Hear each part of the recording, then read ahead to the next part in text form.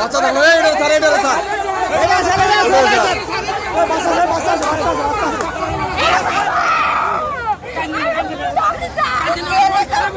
তখন আমি এখানে দাঁড়াছিলাম, দাঁড়ানোর পর দেখি কি সব মাথা হাই উদাস পড়ে গেলো।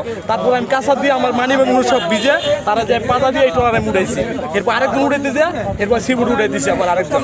এই দুজনে আমি সেভ করছি, ঠিক আছে, আর পারি নেই। 20 জন টাকা 30 জন লাইছে মনে করেন, 30 জন লাইছে পরে 30 জন লাই 80 রুপে বড় জাহাজ আছে, জাহাজের লাগে মানে বাজে নাই কিন্তু দেহতে ডুবে গেছে গা, দেহতে বাড়ি খেয়ে ডুববে মনে করেন। আমরা পরে শিশু বাচ্চা আসলো, পরে 2টা শিবট আমগো এদিকে 4-5টা ট্রলার সব দিতে মিললে ওই লোকগুলা উদ্ধার করছে।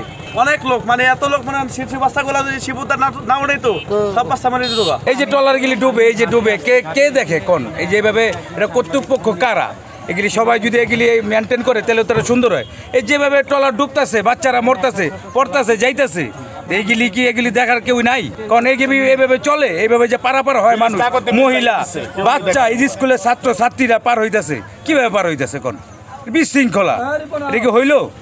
ঢেউতে ট্রলার ডুবে আছে, 20-25 জন লোক ছিল, পরে দেখলাম ডুবে আছে, পরে অন্য স্পিড বোট যায়, ট্রলার যায়, পরে এই লোক উদ্ধার করছে। সকাল আনুমানিক 9:30 থেকে 10:45টার মধ্যে এরকম একটা সময় একটা ট্রলার, প্যাসেঞ্জার ট্রলার এখানে ডুবেছে।